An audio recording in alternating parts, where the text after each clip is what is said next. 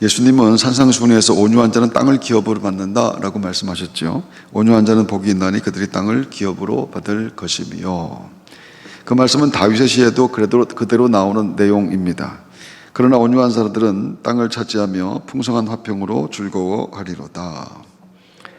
그렇게 성경에 온유라고 하는 의미를 뜻하는 단어는 헬라어 프라위스라고 하는 것인데, 그 말이 사람에 대하여 사용될 때는 분노하지 않는, 그리고 온화하고 친절한이라고 하는 뜻입니다. 그래서 사람에게 온유하다라고 할 때는 화내지 않는, 그리고 온화하고 친절한 사람이라고 하는 뜻인데, 동물에 대해서 사용될 때에는 사나움을 길들이는 것이라고 하는 뜻으로 쓰입니다. 그러니까 사나운 것이 조련되어 순해지고 순종적이 되는 것을 프라위스, 온유하다라고 말합니다. 야생마는 힘이 세고 잘 달리는데, 그러나 자기 마음대로 달립니다. 잘못 건드리면 물리거나 발길에 차일 수가 있죠. 누구의 지휘와 조종을 받지 않는 말입니다. 하지만 조련된 야생마는 명령에 따라 움직입니다. 주인이 명령하면 화살이 빗발치는 전쟁터를 향해서도 질주해가는 것이 조종이 지휘받은, 그러니까 조련된 말입니다. 하지만 또한 명령이 없으면 뛰고 싶어도, 정말 뛰고 싶음에도 불구하고 절대로 안 뛰는 것, 그게 훈련된 말입니다. 적진 속에 포위되어 있는 상황에서도 주인 말만 듣습니다. 그래서 프라위스, 이 조련된 야생마는 그래서 명마가 되는 것이죠. 반대로 조련되지 않은 말은 아무리 강하고 또 튼튼하고 잘 달려도 쓸데가 없습니다. 말을 안 듣기 때문입니다. 말 안 듣는 것이 쓸모없는 것, 그것은 사람도 마찬가지라 성경이 그 말씀을 합니다. 구약 성경에 야생마 같았던 인물이 모세였는데, 그는 히브리인이지만 애굽의 왕궁에서 자랐습니다. 친엄마이자 또 유모인 이 요게벳으로부터 히브리 민족임을 교육받고 자란 모세는 늘 자기 민족에 대한 그 연민, 그와 같은 마음들이 모세의 마음속에 있었습니다. 어느 날 자기 민족 사람이 애굽 사람에게 맞는 것을 보고 애굽 사람을 쳐 죽여 모래 속에 감추고 도망가는 일이 일어나게 되죠. 그것은 자기 민족을 향한 정말 뜨거운 마음에서 발생된 일이었지만, 그런 행위가 자신에게도 그리고 민족에게도 유익이 될 수 있는 일은 아니었습니다. 성질이 불같았던 모세가 살인까지 하고 그냥 도망간 것뿐입니다. 그렇게 모세는 도망간 미디안 광야에서 40년간 양치는 목동이 됩니다. 40세에 도망쳐서 40년 동안 양을 쳤습니다. 그리고 80이 되던 해에 하나님이 호렙산에서 그를 부르시게 되죠. 그리고 민족의 지도자로 그를 세워주십니다. 그렇다면 미디안 광야의 목동 생활 40년은 모세가 민족의 지도자로 다듬어지는 세월이었다라고 할 수 있을 겁니다. 즉 모세에게서 사나운 성질을 빼내는 시간, 그것이 40년 걸렸다라고 하는 말입니다. 참 긴 세월이었죠. 하나님 말씀을 듣는 사람으로 40년 동안 모세가 세워지게 됩니다. 하지만 그렇다고 해서 모세가 완전히 달라진 것은 또 아닙니다. 그 후에도 모세의 성질은 간간히 그의 사역 가운데 나왔기 때문입니다. 그런 민족의 지도자가 되어 애굽에서 이스라엘을 이끌고 나왔는데, 그렇게 출애굽한 지 40년쯤 될 때 가나안을 앞두고 있었을 때 무리바라고 하는 곳에서 이스라엘이 물 달라고 아우성을 치자, 그때 모세의 성질이 또 나오게 됩니다. 하나님은 모세에게 이렇게 말씀을 합니다. 지팡이를 가지고 내 형 아론과 함께 회중을 모으고 그들의 목전에서 너희는 반석에게 명령하여 물을 내라 하라. 네가 그 반석에 물을 내게 하여 회중과 그들의 짐승에게 마시게 할지니라. 이스라엘이 지금처럼 물이 없어 불평했던 것은 40년 전 출애굽 직후에도 있었던 일입니다. 그때 하나님은 반석을 쳐서 물을 내라 라고 말씀하셨는데, 근데 지금은 명령을 내려 물을 내라 라고 말씀하시는 건, 똑같이 물을 내는 것은 같지만은 하나님 말씀은 다른 형태로 주어졌습니다. 하지만 모세는 이스라엘을 향한 분노 때문에 바위를 2번 내리치는 일을 하게 되죠. 민수기 20장 10절부터 11절 말씀입니다. 모세와 아론이 회중을 그 반석 앞에 모으고 모세가 그들에게 이르되, 반역한 너희여 들으라. 우리가 너희를 위하여 그 반석에서 물을 내게 하고 모세가 그의 손을 들어 그의 지팡이로 반석을 2번 치니 물이 많이 솟아나오므로 회중과 그들의 짐승이 마시니라.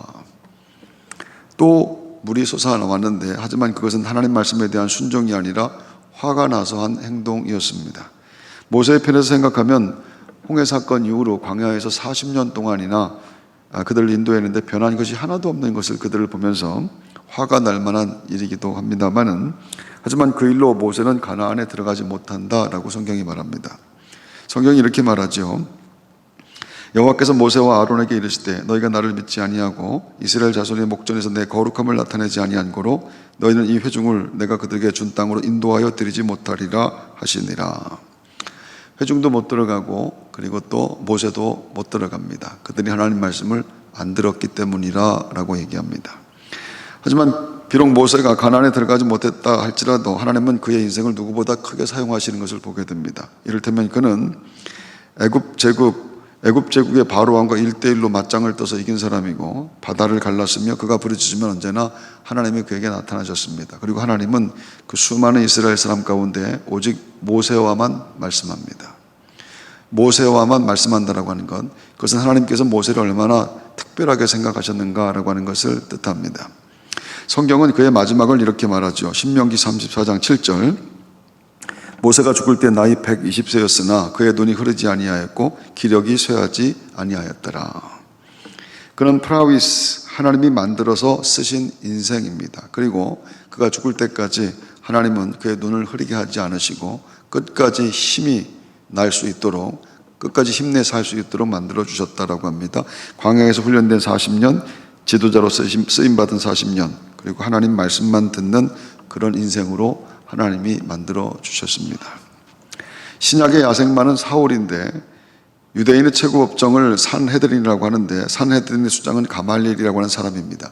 가말리엘이라고 하는 사람은 할아버지 때부터 3대에 걸쳐서 산헤드린의 나시가 되었지요. 나시는 체어맨, 의장을 말합니다. 그러니까 산헤드린이라고 하는 공의회의 수장, 그러니까 할아버지 때부터 3대에 걸쳐서 맡은 사람이라. 그렇게 가말리엘은 산헤드린의 의장이며 율법 교사로서 최고의 명성을 누린 사람인데, 그리고 가말리엘은 라반 혹은 존경받는 원로라고 하는 뜻의 하자켄이라고 하는 칭호도 유대인 가운데 처음 얻은 그런 인물. 이를테면 유대인들에게는 그야말로 전설적인 인물입니다. 유대인 모두에게 사랑을 받고 존경을 받는, 모든 사람들이 따르는 그런 지도자라 할 수 있을 겁니다.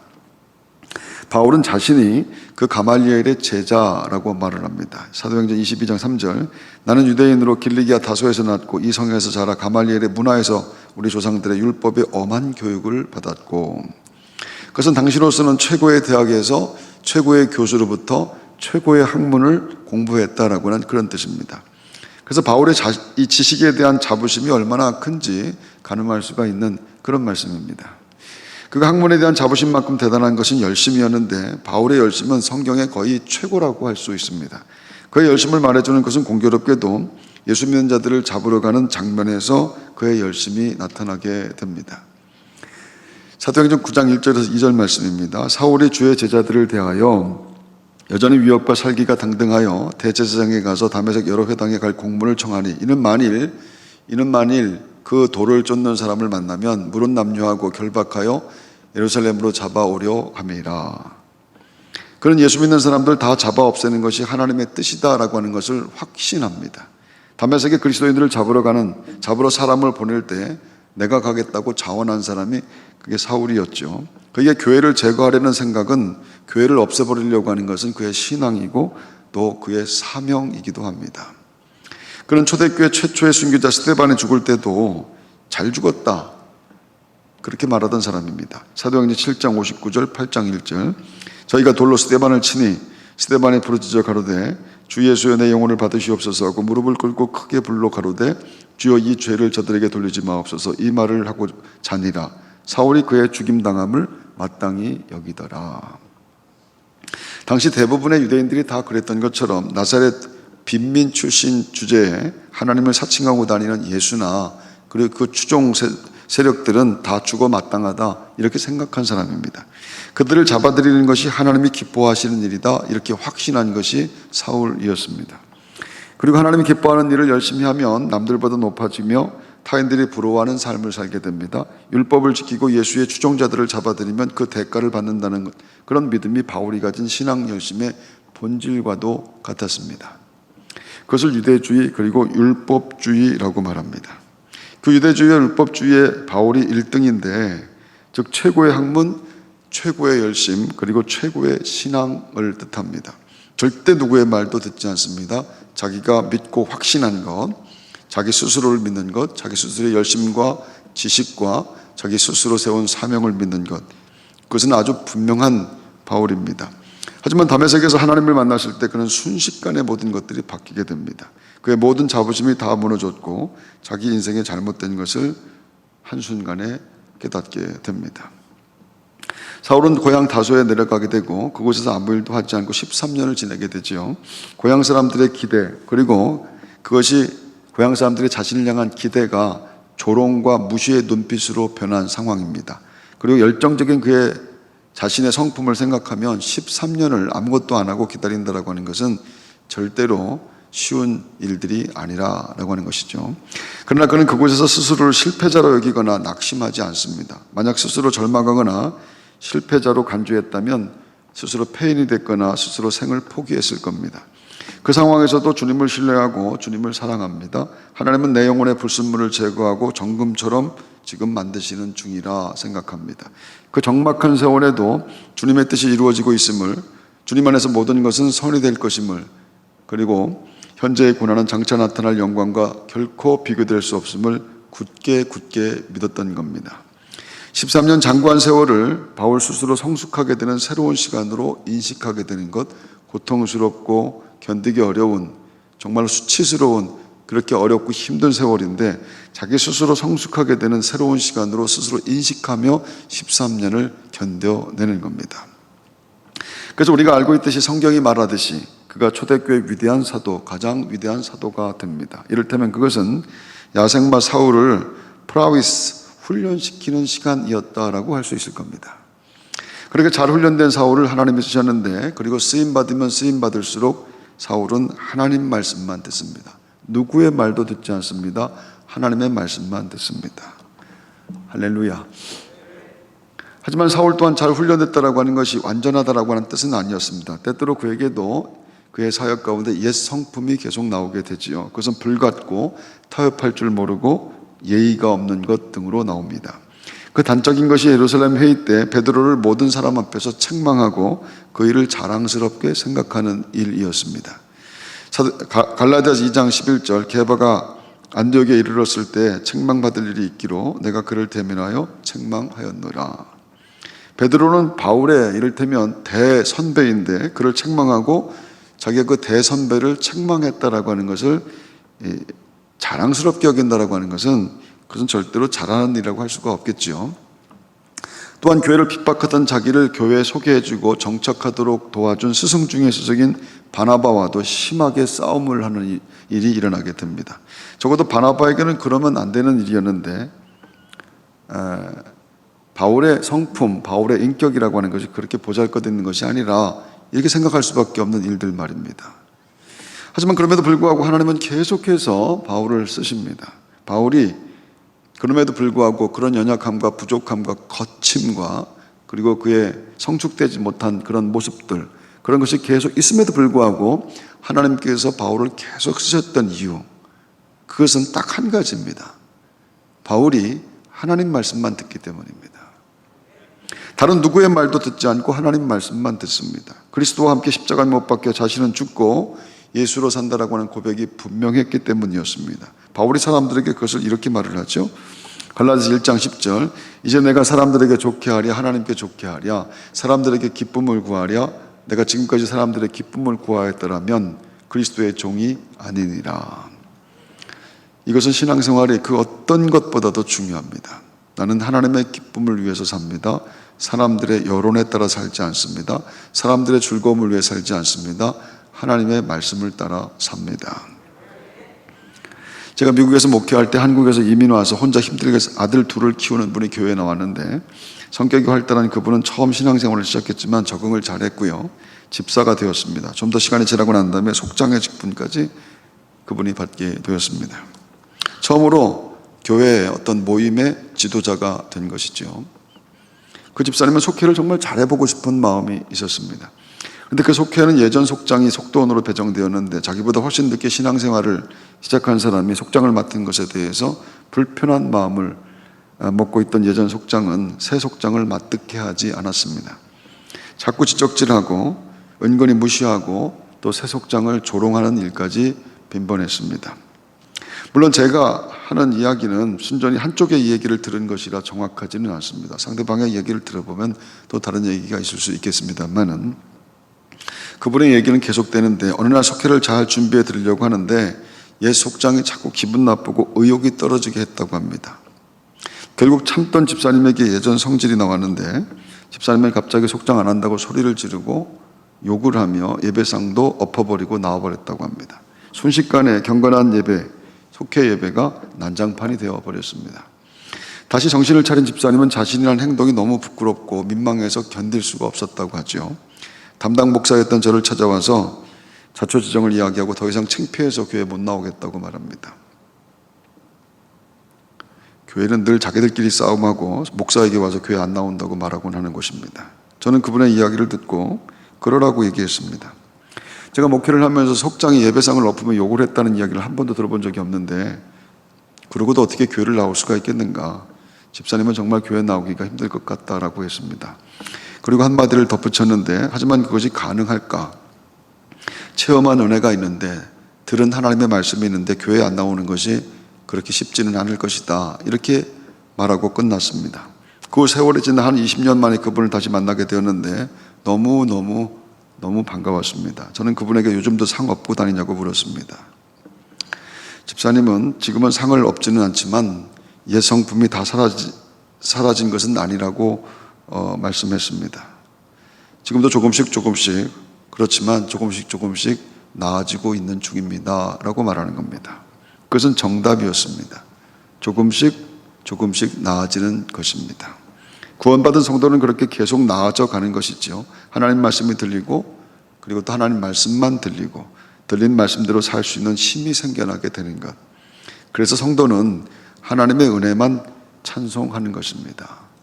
내 힘으로 되지 않는 것을 깨닫고 조금씩 하나님의 말씀이 더 들려지고 하나님 말씀만 듣게 되고 들린 말씀대로 살아갈 수 있는 힘과 능력이 생겨나게 되면서 야, 이게 하나님의 은혜가 없으면 나는 안 되는 것이구나. 믿음 생활도 안 되는 것이구나. 그것을 깨달아가는 것을 신앙생활이라고 하는 줄로 믿습니다. 할렐루야. 하나님은 구원해 내신 백성들에게 거룩하라. 내가 거룩하니 너희도 거룩하라 라고 말씀합니다. 나는 너희 하나님이 되려고 너희를 애굽 땅에서 인도하여 낸 여호와라. 내가 거룩하니 너희도 거룩할지어다. 하지만 그것은 누구도 쉽지 않은 일이죠. 그래서 말씀을 생각할 때마다 늘 부끄러운 것이 우리들의 모습입니다. 하나님은 하나님이 거룩하니 우리도 거룩하라고 말씀했는데 우리가 어떻게 거룩할 수가 있겠는가? 내가 살아가는 모습의 거룩이 도대체 어디에 있는가? 베드로 사도는 거룩한 행실과 경건함으로 하나님을 사모하라라고 말씀하지요. 베드로후서 3장 11절 12절입니다. 이 모든 것이 이렇게 풀어지리니 너희가 어떠한 사람이 되어야 마땅하냐? 거룩한 행실과 경건함으로 하나님의 날이 임하기를 바라보고 간절히 사모하라. 그런데 거룩과 경건이라고 하는 것은 단순히 도덕적이고 윤리적인 삶을 일컫는 말은 아닙니다. 즉 예수 믿고 나서 거짓말 안 하고 나 예수 믿고 나서 술 안 마시고 예수 믿고 나서 도둑질 안 한다라고 하는 것은 귀한 것이긴 하지만 그런 것을 거룩이나 경건이라고 말하지는 않습니다. 그런 것은 예수 믿지 않는 사람들도 얼마든지 하고 때로 예수 믿지 않는 사람들이 더 잘하기도 합니다. 믿음 생활을 통한 그런 결심과 변화는 정말 중요하지만 그런 것으로 스스로 높아지고 타인과 비교하여 차별을 만들어낸다면 성경은 바로 그것이 죄라고 말합니다. 그것이 예수님이 바리새인들을 책망한 이유이기도 했죠. 그들은 율법을 조금 더 지킨 것에서 만들어진 우월함으로 타인을 비난하고 또 무시했습니다. 율법 지키는 것을 자기들의 의로움을 나타내고 자랑하려는 목적으로 삼았던 겁니다. 그래서 스스로는 제일 잘 믿는다. 우리가 하나님의 말씀을 제일 잘 듣는다라고 생각했는데 주님이 그들을 볼 때마다 독사의 자식들아 라고 말씀한 겁니다. 그리스도 안에 경건이라고 하는 것, 거룩한 삶이라고 하는 것은 내 힘으로 할 수 있는 것이 아무것도 없음을 하나님 앞에 고백하는 것에서부터 시작됩니다. 술 끊는 것 하나도 나는 못합니다. 하나님, 저는 이것 하나 못 끊는 불쌍한 인생입니다. 하나님이 좀 도와주시기를 원합니다. 그것이 오히려 경건에 더 가깝다라고 하는 것이죠. 사람들은 예수 믿으면서도 별것 다 합니다. 스스로도 용납할 수 없는 일이 내 생각과 그리고 내 행위에서 만들어지는 것을 늘 봅니다. 온전한 사람이 하나도 없다라고 하는 것이죠. 마음에 품은 것도 죄라고 하시는 하나님 앞에서 마음에 품은 것, 생각하는 것까지도 죄라고 말씀하시는 하나님 앞에서 누구나 나타내고 드러낼 것이 없는, 부끄러울 수밖에 없는 죄인이라고 하는 겁니다. 그 부끄러움을 갖고 하나님께 회개하며 사는 겁니다. 하나님이 나를 새롭게 만들어 주실 것을 소망하며 오늘도 하나님 앞에 나오는 것 말입니다. 하나님께서 부족하고 부끄러운 나를 기어이 거룩한 성전으로 만들어 주실 것을 고백하며 예배하는 것입니다. 그래서 은혜로 이루어지는 거룩과 경건, 내 힘과 내 노력과 내 애씀으로 만들어진 것이 아니라 하나님의 은혜로 만들어지는 거룩과 경건을 소망하는 사람들, 예수 믿는 사람들인 줄로 믿습니다. 그리스도 예수께서 친히 모퉁이들이 되셨느니라. 그의 안에서 건물마다 서로 연결하여 주 안에서 성전이 되어가고 너희도 성령 안에서 하나님이 거하실 처소가 되기 위하여 그리스도 예수 안에서 함께 지어져 가느니라. 성도는 지금도 지어져 가는 건물이라고 말씀합니다. 완성된 것이 아니라 지금도 지어져 가는 건물, 하나님이 계속 만져주셔야 되고 하나님이 계속 손질을 해주셔야 나는 믿음으로 살 수가 있습니다. 그 마음으로 은혜를 구하며 사는 것, 그것을 신앙생활, 오늘도 우리는 그 신앙생활에 있는 줄로 믿습니다. 지킬 박사와 하이드에서 지킬 박사의 또 다른 자아, 하이드. 어떻게 지킬 박사와 하이드가 같이 있는가? 또 다른 자아입니다. 해리포터 시리즈에 등장하는 호그와트 마법학 교사 리무스 루핀이라고 하는 사람, 멀쩡한 사내에서 초록 괴물로 변하는 헐크의 공통점이 뭡니까? 평소에 멀쩡하다가도 돌변하면 아무도 못 말리는, 한순간에 아무도 못 말리는 괴물이 되어버리는 것, 그게 공통점입니다. 십자가로 구원받았음에도 그리스도의 완전에 이르지 못한 성도는 세상 사는 날에 자꾸 괴물, 헐크로 변합니다. 그리고 다시 멀쩡한 상태로 돌아와 후회하고 반성하고 또 회개하고, 똑같은 회개를 계속 반복하는 것, 도대체 똑같은 회개를 도대체 얼마나 해야 되는가, 그것 때문에 고민하고 그것 때문에 창피하고 부끄러운 것이, 그게 우리들의 모습이라고 하는 것이죠. 그래서 성도는 끝없이 하나님의 도우심을 구하며 사는 겁니다. 그렇게 하나님의 은혜를 구하며 사는 것, 은혜가 없으면 나는 안 된다라고 하는 것을 고백하며 사는 것을, 그것을 믿음 생활이라고 하는 겁니다. 하나님 은혜가 없으면 이곳에 예배할 사람이 없습니다.